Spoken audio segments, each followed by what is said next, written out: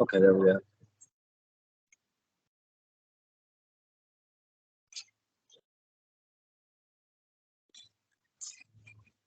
Chris speaks here today with Danny Wilson, who is a member of the Libertarian Party, who is running for a state Senate seat this year in Alabama, I believe, out of I think it's in Western Jefferson County. You're going to tell me that just in a moment. He's also a member of the this party leadership who helps picks the candidates. Danny, thanks for coming on and talking to me today, man. Maybe you can explain a little bit better of what exactly district was you in, and that's just called party leadership. Yeah, thanks for having me, Chris. So yeah, I'm running for Alabama Senate District 19, which is Western Jefferson County, pretty much Graysville, Adamsville, the now infamous Brookside, south through Pleasant Grove, Hughtown, into Bessemer, McCalla. Grabs a little bit of Birmingham City proper, Western Inslee, West End over in that area.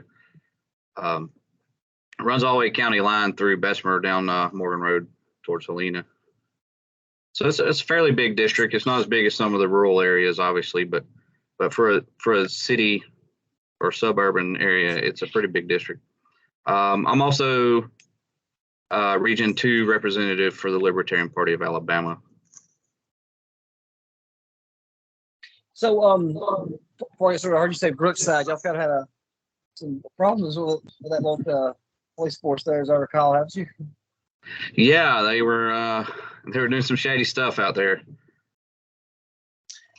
Yeah, from the mayor and the city judge all the way down through the ranks of the police force there. They were all in on it, writing people tickets and inflating things. Well, so it seems. Yeah, I think they had to. No telling how far it's going to go. So far, they've had to vacate 37 felony convictions or something like that. I mean, they were just. It's actually kind of scary when you think about it. I mean, they had stuff that like Birmingham did not even have, with up armored tactical vehicles and those type of military grade weapons. For a town that small, really kind of a scary thought there. Yeah, there's no reason a town of a few thousand people needs a SWAT team. Yeah, they're talking about I mean, I'm sure you know all of it, like I do too. But it was just really unnerving that something like that had got that out of hand, and probably if that cop had not got drunk at Dave and Buster's, still probably going on. Anyway, so tell me how you become you said you was the Region 2 chairman. How do you become that? Is there a national party or a national organization that picks the members for each state? No, so the states are independent affiliates of the national party. And then we have county level affiliates within the state as well. So we have a convention every year. Ours was back in February this year, where I was elected. We elected all 8 of 10 executive committee seats this year. And it's elected by the party members, the state party members. So how do you how does one go about joining the Libertarian Party? Is there each Jefferson County's have a headquarters, or people just have to find somebody on Facebook, or how do they find how do they find the party? Yeah, for joining the party, for joining the state party, lpalabama.org. I think /membership, but if that don't get you there, lpalabama.org on the home screen, and you can find the membership link pretty easily from there. Membership is as little as $25 a year. And then there's different levels of membership, but it's anything above that is just extra donations. There's nothing that comes with those higher tiers of membership other than you believe in the party and the message enough that you're contributing that much more money to the party because ballot access laws make it a pain for us to get on the ballot. So that extra money, those extra donations go towards things like that. The ballot access. Speaking of ballot access, I'm sorry. Things like the ballot access drives and paying our paid petitioners to get out and get signatures, because we had to have something like 58,000 valid signatures from Alabama voters in order to get on the ballot this year. This is the first time in 20 years that the Libertarian Party of Alabama has been on the ballot statewide. 58,000 people. That's a lot of names to get on there. It's a whole lot. It's So some of the strictest laws in the country. So you said the first time in 20 years. So I'm guessing y'all listening. Seems like y'all have a good slate of candidates. How do you go about selecting who's going to be running for which party? Or, which district, which office? So candidates they run similar to the way the big parties do. The big parties do primaries that are paid for by the taxpayers. We don't do that, but we have similar elections. So that anyone who's seeking an office, seeking the endorsement of the party, those were selected first at our convention back in February. And then after that, any offices where we still had seats open, the executive committee is empowered by our bylaws to endorse candidates for those races. Okay, I've talked to a couple of your candidates. Seems talked to JP and Kyle. Pretty good guys who are really believe in the party. And I've talked. The more Republicans I talk to, they will often tell me that they are a libertarian first. Why is it, do you think, that the Libertarian Party's not made more strides to become a major player? Because to me, that would be the party that would evolve, because there's so many issues that would seem liberal to some and conservative to others. Yeah, that's a pretty basic way of some people have called the Libertarian Party is being socially liberal and fiscally conservative. To me, it's the only logically consistent party. We're focused on individual rights, self-ownership, and things like that. Freedom and liberty, and as long as you're not hurting someone, do what you want with your own person, property, in your body. Basically founded around the non-aggression principle and private property rights. Basically to summarize it down in layman terms, don't hurt people and don't take their stuff. And beyond that, we know better. I know better how to spend my money or what to do with my property or myself, how to take care of myself, than some guy in Washington does, And so that's it. Individual rights is pretty much the tenets of libertarianism. Why do we have so much trouble getting on the ballot, getting elected? Duopoly politics. It's people have subscribed to this. You must be one of the two parties. You must be red or you must be blue. If you like guns, you got to be a Republican. If you like civil liberties, you've got to be a Democrat. That's not the case. Like I said, we're largely consistent on everything. It's all down to personal liberty and personal responsibility. Beyond that, other challenges, the ballot access laws, like we talked about it a minute ago, is just crazy. They made it up their minds a long time ago. They didn't want anybody else on the ballot. And in Alabama, I think the laws were made so strict back during the Red Scare, right after World War II. They didn't want the Communist Party coming in and getting people into the office in Alabama, and really that was across the country pretty much. So that's a lot of where the antiquated ballot access laws come from. And then media silence. Chris, we spoke the other day, and I appreciate you reaching out, because it's so hard to get the mainstream media to acknowledge the fact that there are other options, that Alabamians have other options on the table and that will be on their ballot in November. Another, state news site, I've been giving them a little bit of my mind on Twitter, because one of their recent articles said the two statewide offices, there was no Democrat declared, and therefore whoever wins the Republican runoff was going to be the winner. And we have candidates in both of those races, so I think that's unfair that they're just flat out ignoring us.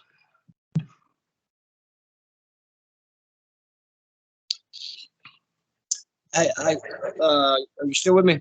I'm still here. Okay. Sorry, I had a phone call that was coming in.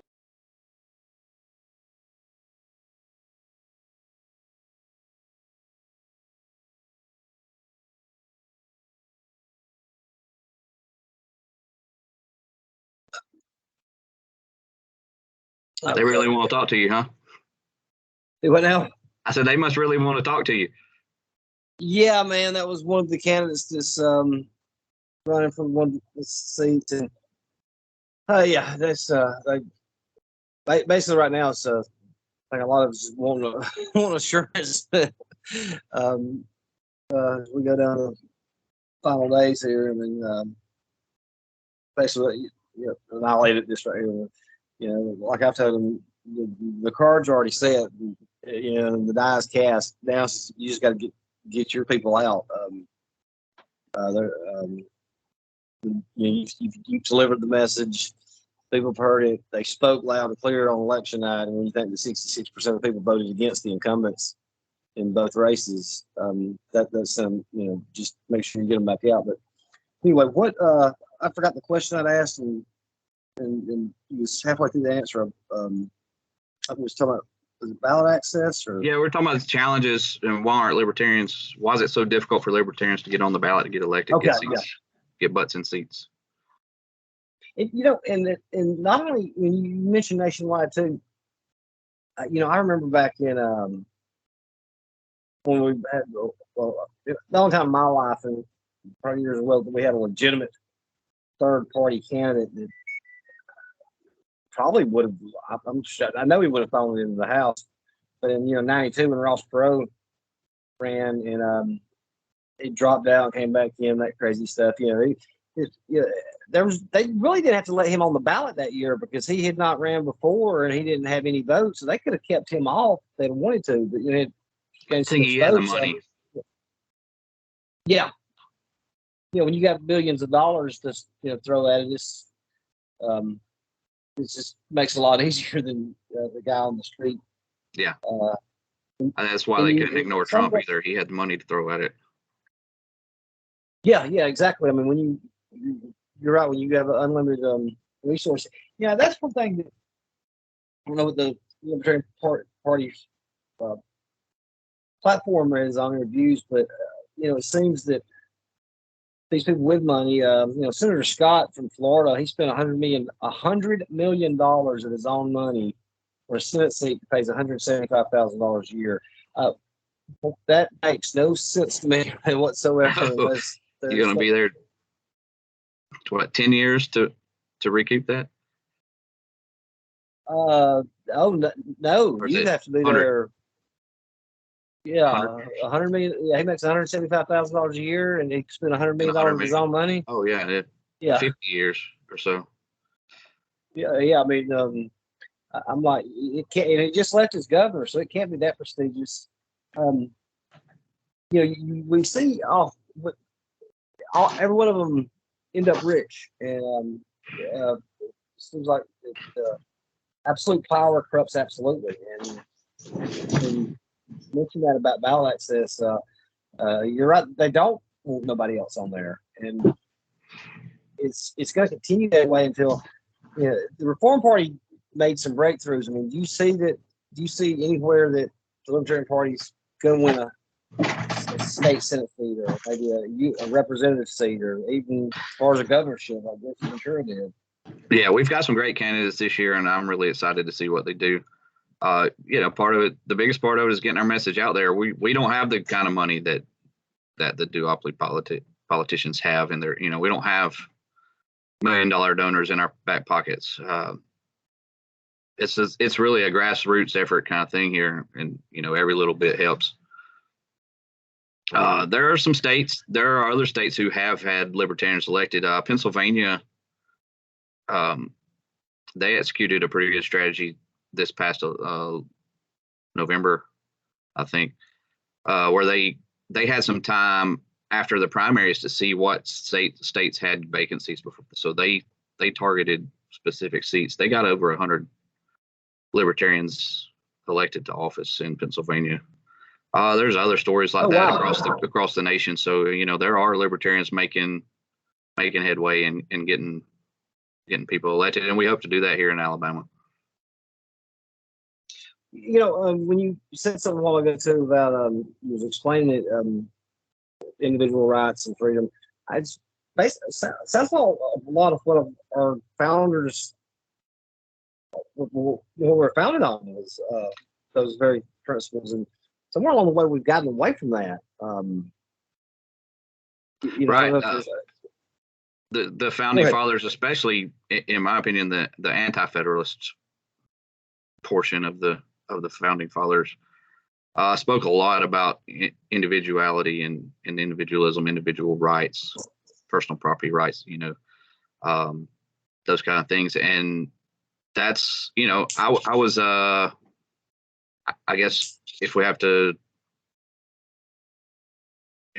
choose a title or whatever politically, I was a neocon in my 20s, into my early 30s. I was like, oh yeah, turn the Middle East into sand, let God sort them out, and that's not the right way to be. They're people too, and it, it's one of those things. I've learned from it. I've grown from that. It's not a human right. I mean, it wasn't American rights. It's human rights, and they're all humans, right, and they all deserve the same respect. But yeah, you're right. The founding fathers, I think, and it's what getting into a lot of quotes from like Thomas Jefferson and Ben Franklin and some of those other guys is kind of what led me to where I was like, wait, the Republicans don't really believe this kind of stuff anymore. Or they talk it in rhetoric, but they don't act it out. They're paternalists too. They're not individualists. They're paternalists. I want to correct something I just said. Mistake. You said neocon. My mind somehow clicked to paleocon when I said Pat Buchanan, which he was one of the first people that I listened to that I guess reminded me a lot like Dr. Ron Paul, who one of the smartest people I ever met. But when he said that about the Middle East, he was one of the first people that, when he ran against Bush, didn't want to get involved in that. Pat Buchanan, people painted him so many things that he wasn't. The man was, painted an extremist or what, and he wasn't. Pat Buchanan had a lot of great ideas. He ran again in '96 against Bell. I've part of his quote a few times. I don't know if you remember or seen the speech, but he told his supporters, "Don't wait for orders from headquarters. Mount up and ride to the sound of the guns." Yeah. But that what you said, the Republican Party, when you said not individualists, they want to take over everything. We're not going to rest until we have our military boots on the ground in every continent and out there. That's a lot of what happened in Rome that caused them to fall. In the short term, we're going to end up bankrupting ourselves. Yeah, there's no reason we need to be policing the whole world. It's not our duty. And but at the same time, I mean, I know they're not isolationists either. They try to paint them out. The Dr. Paul, I mean, I'm sure you're a big fan of his. I am too. He was one of the smartest men I've ever heard in my life. I mean, everything he said made sense. And what they did to him in both races was almost like what the Democrats did to Bernie Sanders.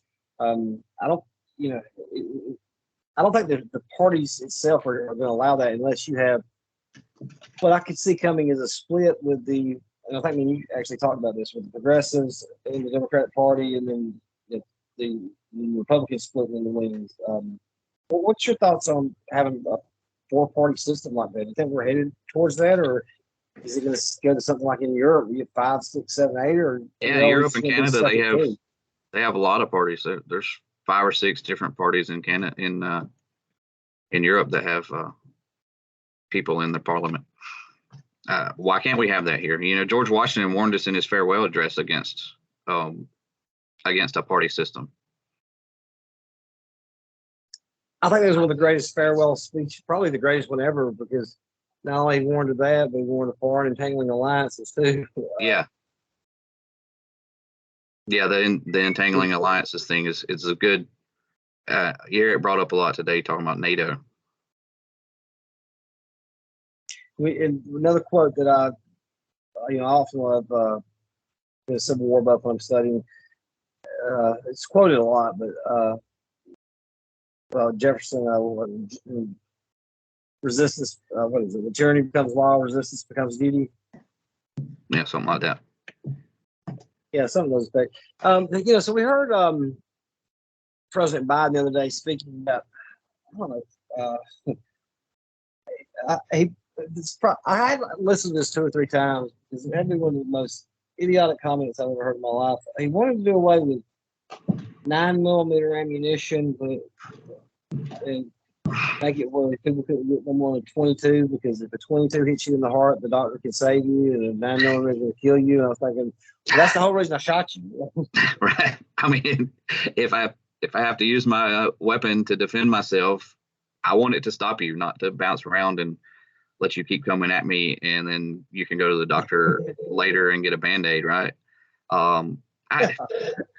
It's the anti-gun culture is it's silly. You have the right to defend yourself.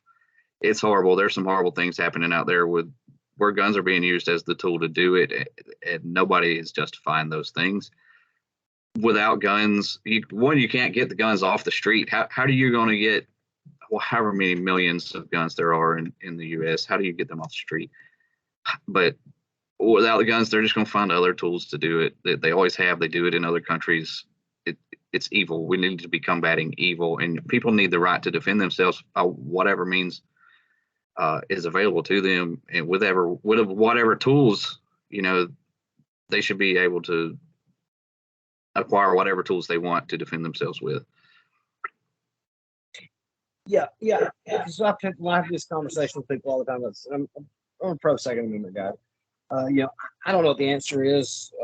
In a perfect world, there would be some, but if there weren't, people, like you said, they're going to find a way to do it somehow, with or without guns. There's been so many instances with the good guys with guns that stopped bad guys. So I think that's one thing that the government. We've seen what happens in places where the government took away all the guns. And we can just name the different countries that can't defend themselves. I mean, it was Hitler's first step. Yeah. The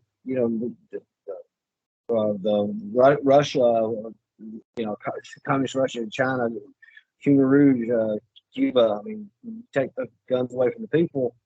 Because it just goes to show, how some farmers with AK-47s took down the most powerful military in the world. In Vietnam and Afghanistan. They've done it twice in Afghanistan. Yeah, exactly. I've seen one of the greatest shirts of the day. The guy, and he said, "The second protects the first." And, yes. And I thought that was great. Speaking of that, we've got some things going on right now with Roe v. Wade, and then somebody else discussed. I think Kyle discussed that the other day. I'm talking about religion. Where do the line is drawn at with church and state? Because we see that get crossed so much, like prayer football games and schools. That take place voluntarily. Sorry, there's a train horn in the background. I live close to the train tracks. What exactly are you asking about church and state? Yeah, so like in a football game, used to the announcer would lead the stadium in prayer. Then it became, because that was a football game on Friday night, and 2 schools were playing. That's a violation of the First Amendment. And I'm not a constitutional lawyer, but is that a violation, or is that government overreach to say, hey, this man can't pray, or I don't they're want, supposed to now they don't allow Muslims to pray. I mean, why not leave it up to the schools, I guess? I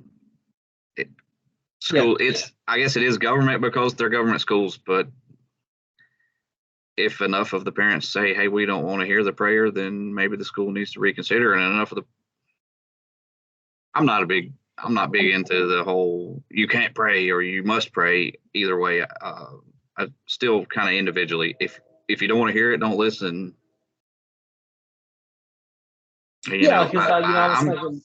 Honestly, I don't really. I think being forced to stand up and salute a flag and repeat, declare, pledge allegiance to a flag and to a country that has done wrongs to people, is not. You shouldn't be forced to stand up for a pledge, and people shouldn't look at you negatively just because you choose not to. It's kind of the same way with church and state and prayer and all that other stuff. That's a good point you brought up. I never think about it when I was a kid, standing up, pledging allegiance to this flag. And then after I got older, I'm like, why was I pledging allegiance to a flag? To this flag? To a piece of cloth. And people, when I've had discussion back to the Civil War, and they're like talking about you're a traitor, if you Southerners are traitors, and I said, one man's sailors, another man's fours. They said, well, you're an American. Well, now I'm from Alabama. I'm a Wilson first, and then I'm an Alabamian, and then I'm an American. So. Yeah, exactly. I mean, you asked me to go bathe my home, but that's so true. You pledge allegiance to a flag and hand over your heart. It's almost forced nationalism. You're indoctrinated to be a nationalist and to go along with the flow, and they don't teach individualism in school.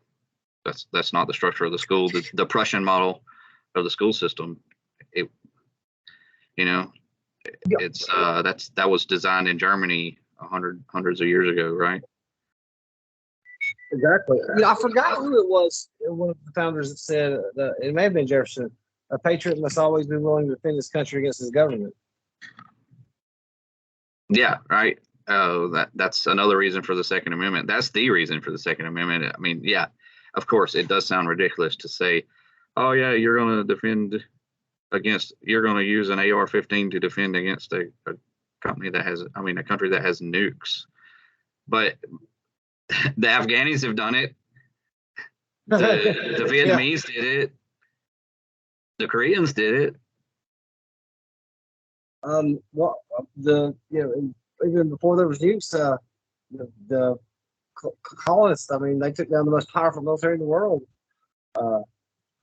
because they came to take their guns. So they shot them. Yeah. And I'm glad you said about religious. I want to go back on that for a minute because I've had people ask me that conversation. Well, what if it was a Muslim leading a prayer at a football game? And I said the same thing you did. Well, so they're praying. I don't have to subscribe to it. Why does it matter? Then the conversation led into something we saw that too. They asked me about kneeling during football games. I said, look, they can kneel, they can take two knees, they can sit down. I don't really care. That's what people are missing is they said that's disrespecting the people who died for the flag. I said, no, that's actually paying more homage or respect to them. Absolutely not. Because that gave them the right to do that. Yeah, look back at the story of why Kaepernick started kneeling instead of just sitting it out. There was a long snapper from another team who said, hey, buddy, let's talk it out. I served in the military. I don't really appreciate you sitting down during the song, the special song. And he said he talked to him for a while and said, I respect your rights and to have your opinion on it. And if you think the country's not been treating some people fairly and you want to make a statement, how about this? And at a military funeral, they kneel to hand the flag, to the widow or whoever is receiving the flag. And so, what if you took a knee? And that's where that started. And it's his platform. That's his platform. Some people are like, well, yeah, he's at work, but that's when he can do that. That's when he can take his stand or his knee. So I don't have a problem with it. Some people don't realize that. That's almost expressing the greatest rights you have. It's expressing one of the greatest freedoms you have. Imagine doing that in China. I mean, or Russia. What do you think's going to happen? Yeah, that one guy in Tiananmen Square that stood in front of the tank. Oh God, I remember that. Yes, I was 12 years old watching that. So you get elected to the Senate. I mean, what's the first bill you're going to introduce? Oh, well, the top of my short list is end sales tax on groceries. Not just groceries, all essential items. I think it's ridiculous to have to pay the state to be able to eat, to be able to put diapers on your kids' butt, to even to get to medicine, Tylenol. I stopped at a store at a CVS in Florida last summer. I went in and grabbed a bottle of Aleve because my shoulder was killing me. And I looked at the receipt when I got in the car, and there were no sales tax at all on a bottle of Aleve. It's an essential. Pain medicine, over the counter prescription medicines or anything like that. Why are you paying sales tax on things you need to live? But especially food. I mean, I would start with food, but yeah, why not clothing too? Why pay the state so you can clothe yourself or your children? Also on my list is full legalization of cannabis, home grow included. The medical marijuana law they passed last year, I think, is ridiculous. It's targeted at big pharma cannabis. It's not targeted at the individual level. No one has ever died from ingesting cannabis. And for people to tell you that it's a gateway drug, I don't agree with that either. People are going to do it. They do it. They have done it. It's only been illegal in this country for less than 100 years, about 85 years. Before that, people were farming cannabis and hemp for all sorts of things, medicinal and otherwise. And we need to go back to that. There's no reason for it to be illegal. Prohibition on alcohol should have shown us that prohibition doesn't work. Yeah, I mean, I don't get the whole argument, behind it. Even still, they just, outright legalizing it because you get stoned. Well, yeah, I mean, I don't. Yeah, I mean, so what? I mean, I don't smoke anymore. But the other day, I was over at a friend's house. It's been a couple of years, and I said, "Well, hey man, let me hit that." Hit it. I was stoned for 3 hours. I just sat there, stupid. But I didn't hurt anybody, and the money you could make, you could fund anything you wanted with taxation on that. I don't know how you go about it, but I hate even talking about taxations. It's nothing but legal theft, but it makes a lot more sense than the draconian laws that we have, where they're just wasting money in the judicial system and courts and lawyers and policing this. And if most we're going to cities throw now, money at something, cops aren't even going to deal with that.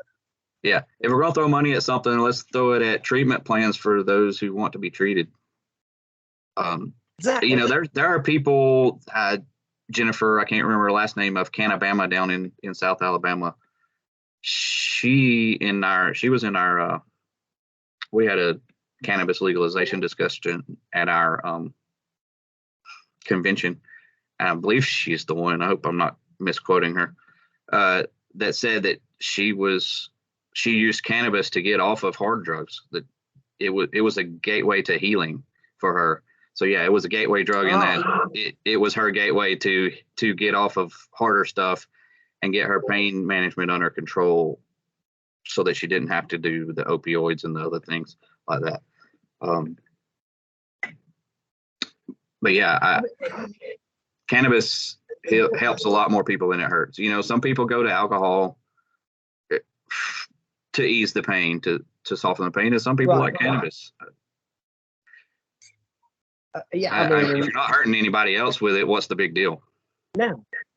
Yeah, exactly. I mean, I've never heard of anybody, like you said, dying from it or going to kill somebody over it, or like I said, sometimes it's fun to get stoned over, get drunk. And I've heard, I know where you're going with the medical marijuana bill. It was a joke. I was happy to see at least it was Something, step yeah. towards Alabama. I mean, we've moved up to like maybe the 1980s now. Yeah. We're just only 40 years behind, the rest of the world, but or the rest of the country. But on that cannabis bill, it got me thinking when you said something about medicine a while ago. And I don't know what the answer to this is either. I got prescribed some more medications to my psychiatrist. And last month, I mean, it was like $700. That's ridiculous. And he prescribed me, and I don't have the insurance. I don't have money to pay that. So I go and I get another prescription of them, and I'm trying to find, one of these coupons or something. Well, I find this coupon that offers discounts on medications that you just give to whoever. And at CVS, where I always got it filled with the coupon, it was still like, it would have been like $300 for one of the most expensive pill, the Abilify, antipsychotic. Well, at Walmart, it was $13. I mean, so how is it $300 at CVS and $13 at Walmart? It was coming from the same company. I don't understand that. I don't know. It doesn't make sense. And I'm probably hitting you with a hard question that you don't know the answer to. I don't know how you go in there and solve something like that, but that makes absolutely no sense to me whatsoever. How and CVS is a pharmacy. How are they not getting the same discount? I mean, and then for that matter, I mean, if you can find a coupon on the manufacturer's website that knocks 70% off the price of the drug, why are they selling it for that inflated price? Why aren't they just selling it for the discounted price? If everybody can go to the manufacturer's website and take a screenshot of that coupon and show it to the pharmacist and get that discount. And this wasn't even a manufacturer coupon. This was it's like a Good RX thing where you have all the different kind of drugs on there, and because it showed me like Walmart, what Walmart sold it for, when Dixie sold it for, Gotcha. Kroger's, Publix, and then it gets down there to Walgreens and CVS, actual pharmacies, and it's like $300 where it's $10 at Walmart. I'm like, this makes no sense to me whatsoever. Well, that sounds like Good RX. That sounds like a good free market solution to really really crazy inflation type problem, or not inflation, but greed maybe about free market, because we've done so much now that we're no longer a free market. I mean, oh no, how are we going to get the government out of that? Baby steps. First, we got to get people who believe in real free market principles into office, right? So we got to quit voting for duopolist, start voting libertarian. What's Adam Smith, laissez-faire? I believe that was the book, Wealth of Nations. I mean, every time you see the government try to get involved when the economy's bad, it just makes it worse. I mean, at the time he was adored as the greatest president ever, and then you look at the policies of Franklin Roosevelt, what it's done. I mean, it was a disaster. Oh yeah, Mr. Nobody can own gold anymore. Yeah. He was the founder of big government, right? Nothing government does is efficient, and nothing they try to fix has ever been improved. They make it worse and make it cost a lot more. What was Ronald Reagan say? About the government's not the answer, government's the problem, or something along those lines. And it is, because I was at a meeting a while back and I heard a guy, he was talking about this guy's like Bernie Sanders is supporting him.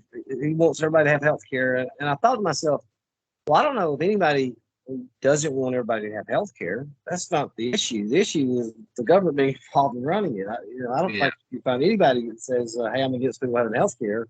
This is we don't want them taking it over. Yeah, it is a service, and people need to be paid for administering a service. So who's going to pay for it? You're not going to go force doctors to just treat people at gunpoint for free. Hey, Chris, you mentioned the VA. So you have firsthand knowledge of how a government-run healthcare system can work or not work. More than likely, not work. But I'll take your word on that. Well, I don't know what the answer is overall. I know that if the government takes over, it's going to screw everything up. I wish I did have a perfect answer on it. And people tell me, well, with universal health care, you got 400 million people paying into it, so there's more people. I'm like, no, that's not that. What people you're not realizing is that they don't make free money. Okay, we'd be picking it off the trees right now. That's why every time I go to the store, something's going up another 20 or 30 or 40 cents. Right. They make free currency by printing more, but there's nothing backing it. It just devalues the currency you have in your pocket. And I think it was in the 30s when we came off of it. And, when that was going on during the pandemic, or the scamdemic, as I called it, I kept telling people, I was like, you're going to be paying for this in a couple of years. Just wait. And man, are we not paying for it? I mean, paying for it royally now. Your $1,200 or $1,800 worth of stimulus is costing you like $58,000. Yeah, I was looking the other day at what the numbers were now, and compared with gas prices, we're headed towards a major break. I mean, I don't know how it hasn't happened already. I mean, yes, we are already bankrupt. They're just cooking it. The numbers so good. We haven't felt it yet. Yeah, same thing that led up to the 2008 housing bubble. They just keep printing money and throwing things at it and hoping something sticks, and it just makes it worse. That housing bubble probably could have burst in like 2001, and yeah, it would have sucked for a lot of people still, but it wouldn't have been anything like it was by 2008, when they kept kicking the can down the road so long that it just was a disaster. Yeah, I was living in a condo then. Oh, go ahead. On the gold standard, it was FDR that took us off of. That started taking us off the gold standard, and then it was in the 70s. It was it Nixon, I think, who completely eliminated the gold standard. Yeah, during that housing market, I was living in a condo, and that was a beautiful condo in Birmingham, and I lived in the whole city, and it was $199,000 I was trying to sell it for, and the rent was $1,200 a month. And 2 or 3 people had bought one of those $200,000 a month. And when that hit, within 6 months, those things were going for $130,000. I was like, God, you just lost a third of your equity. Yeah. And we're seeing that now where house prices are going crazy high and just keep going up and up and up. And are we experiencing the same thing? Is it about to burst? And are people going to lose a quarter of their equity again? Yeah, because I've seen people buying different things. I think it's better than people trading their equity. And, with individual comes personal responsibility. I wasn't for the bailout then, and it's going to be a lot more than what the last one was. Yeah, and if you're going to bail people out, why are you not bailing out people? Why are you bailing out corporations? That was the bigger thing, I think, for me. You're bailing out banks and auto manufacturers because they're too big to fail. But what about the people who were victims of the things that those companies did that caused them to fail? And it's the same thing with the COVID relief money. And, I could sit and bitch about KIV probably just about as long as you could, complain about those guys in the PSC.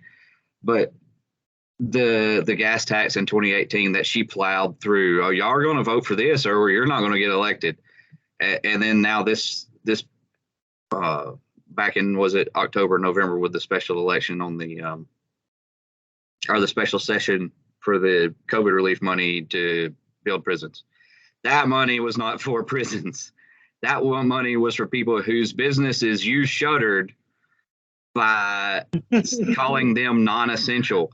Businesses were shuttered. People were put out of work, forced to close their doors and go sit on their butts and hope it gets better. And then the government says, "Oh, we might have messed up here. Here's some money." And instead, she's using it to build prisons. Well, yeah, my first question is because I was started. That's I got sidetracked with this PSC thing. I'd like to go back into it because I started asking these questions. Is I want to know what happened to the money that was originally supposed to build the prisons? Because before that, there was $4 billion that was set aside, and then all of a sudden that money's gone, and then the COVID money's going to build the prisons. Like, what happened to that money? People forgot about that, and then there was millions of dollars that went missing from the first round of COVID money, and I'm like, what happened to that? Nobody knows, but you're going to pay for it anyway. I started calling around. I thought the state auditor. That sounds right. The auditor, they would audit the book. No, the state auditor has nothing to do with that. I forgot what they call it now. But they sent me there. There was like 15 people that was in there. So y'all are all just.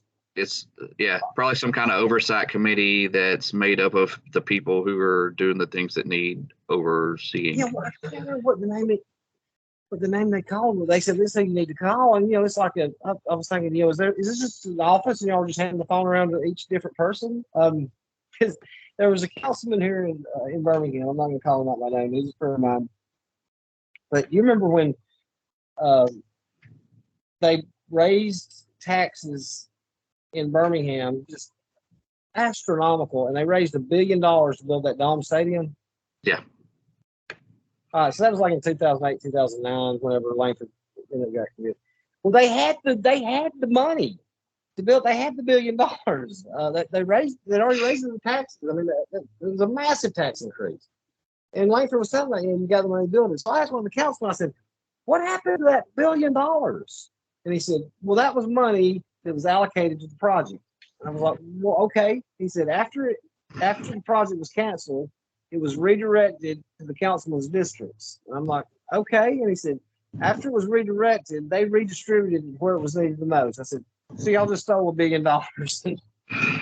Pretty much. Speaking of Birmingham City Council, our gubernatorial candidate was on the Birmingham City Council back around 2002, Jimmy Blake. Oh, I remember Dr. Blake. I remember we ran for Senate in 96, I believe. Yeah, so he's going to be our gubernatorial candidate this year. He'll be on the November ballot statewide. Okay, I did not know. I've seen that list again, but I didn't know that. I always talked to Blake. I'm have to look him up. I remember when he ran for the U.S. Senate. He was an interesting character. Yeah, I didn't even know he was. Yeah. How old is Dr. Blake now? I don't know. He's retired. I think he still owns his practice, but he's retired from practicing. Actually, I was talking to my dad the other day, and my dad's like, "He was my doctor before I moved down here." A small world. Did this last time again? I'd like to say something. One thing I get tired of hearing, I hate hearing this. I forgot who. I think it was one of the voted for Dr. Paul in 2008, 2012, and people told me, "Oh, you wasted your vote." I said, "No, I didn't." "Yeah, you did." I said, "No, I didn't." I said, my vote was counted. Yeah. It may not be. You only waste your vote when you don't vote. And if you don't vote your principles, if you don't vote your conscience, that's a wasted vote. I mean, if you want to call somebody's vote a wasted vote, every vote for anybody who loses is a wasted vote. Exactly. If that's the game you want to play, right?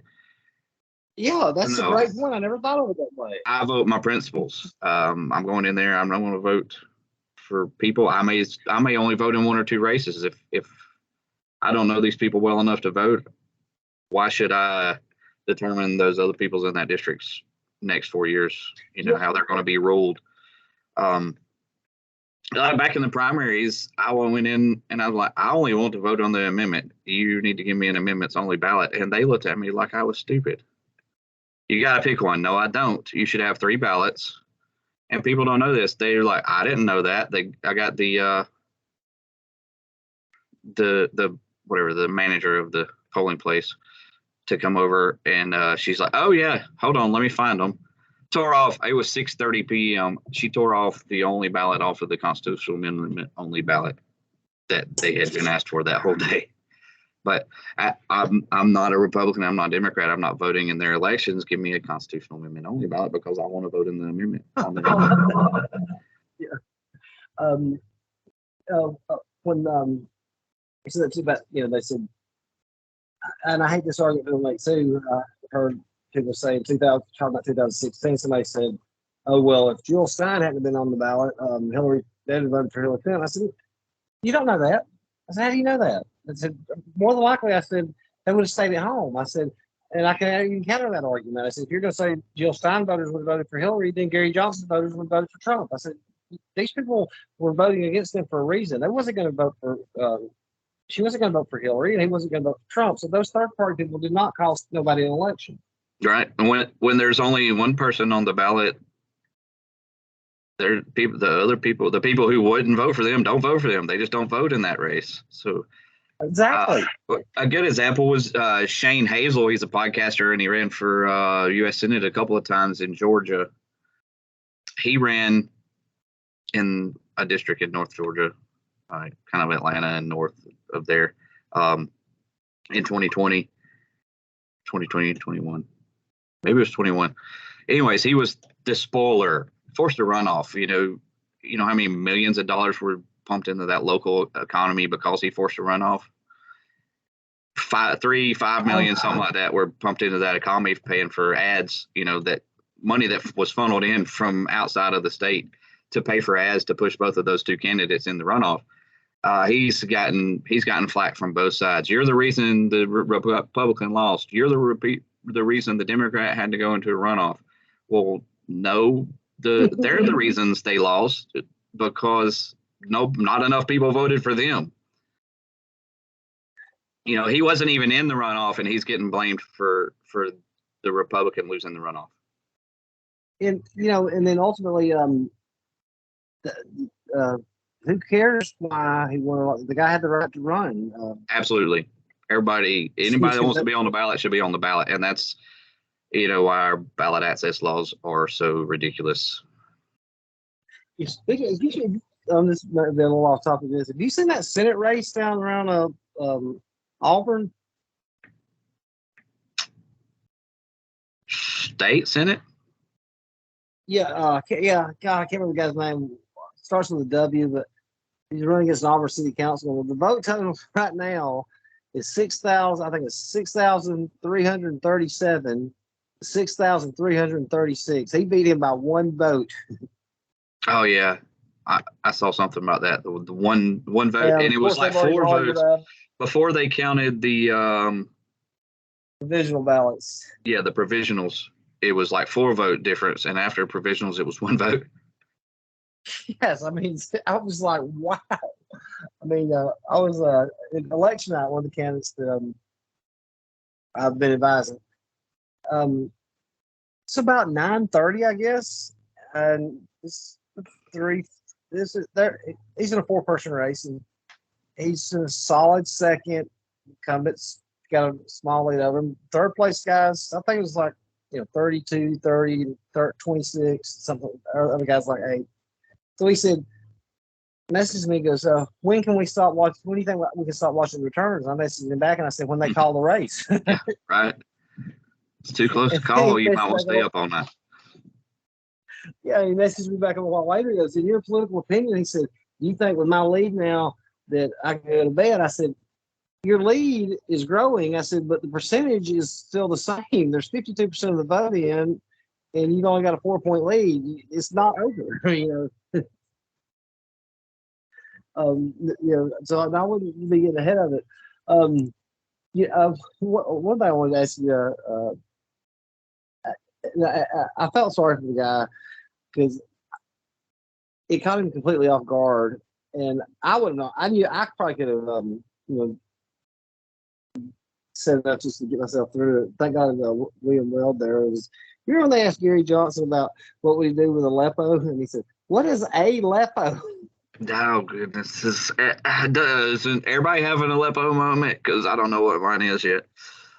Yeah, I mean, they kind of flipped the script on them though. They weren't talking foreign policy, and then all of a sudden they said, "So what about Aleppo?" And he was kind of caught off guard. Yeah, I mean, like I said, I could see where.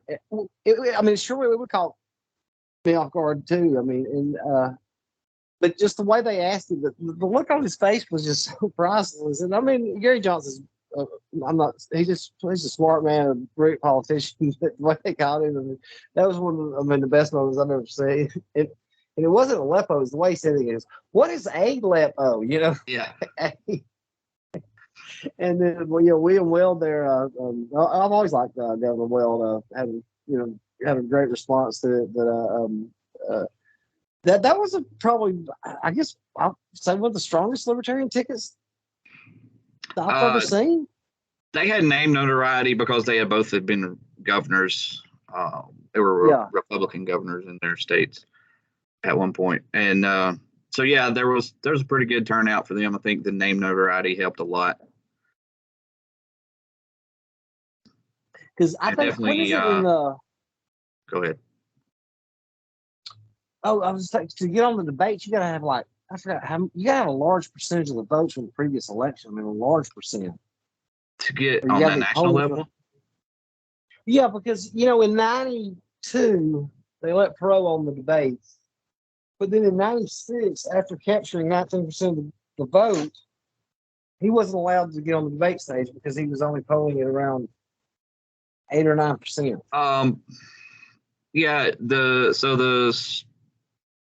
The debate commission is, it's supposed to be independent, but the chairs of that commission are their former chairs of both the Republican and the Democratic parties, so it's hardly independent. So you've got to poll so high in these 4 polls, but those 4 polls leave your name out of their questions when they call people and ask. So how do you get to 15% or 20%? Or even if it's as low as 5 or 10%, how do you get 10% if your name's not even on the list? If they just group if they call me and I say I'm voting for Gary Johnson and they just check that as other, but then how does Gary Johnson get into that debate? Okay, that's great. When we cut film, I want to ask something too. On here, what is one thing that, well, I'll say this, then I'll ask you something. I know without no money, and without people, small people like me, trying to help you out. The best thing that I know, or I would suggest, is knock on as many doors as you can to get it out there. Not only in the United States people, but what is there anything that you want somebody to know? Want to leave them with one thought of vote for the Libertarian over one, even 2 major parties, or even if there's only one person on the ballot. If you're fed up with the duopoly, there's going to be options on your ballot this year. In just about every precinct in the state, there's going to be at least one Libertarian on the ballot. So you don't have to vote duopoly. If you're fed up with them, give us a chance. What about the 50% of voters who don't even bother showing up to the polls? They deserve a voice too. So that's kind of why I decided, because originally I was going to run for the House seat. It would have been an easier race for me because the incumbent was moving up to Senate. So I'm actually challenging the incumbent, or the House incumbent. She's running for the Senate seat now. It's a lot tougher race, but it would have been a one-way race. She would have been guaranteed victory after the primaries had I not stepped up and said I'm going to run Senate instead. And I don't have anything personally against her too much.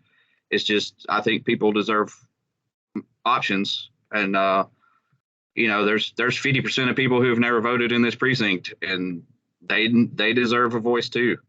So that's why I stepped up to the Senate race, and I hope to give those people a chance, a voice in Montgomery.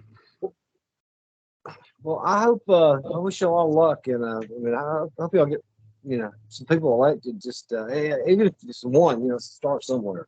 Well, yeah, baby steps. You can't change things sitting on the sidelines and complaining. You've got to get down. You got to get your feet wet, get out there and get the message to people and find people who agree with you and get them to vote for you and get your butt in Montgomery and make a change.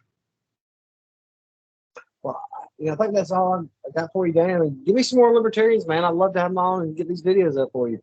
Absolutely. I've shared your phone number and your Twitter handle. So hopefully I can get some more people to talk to you. Thanks a lot, man, and we'll talk soon. Hey, let me plug my website and stuff before we go.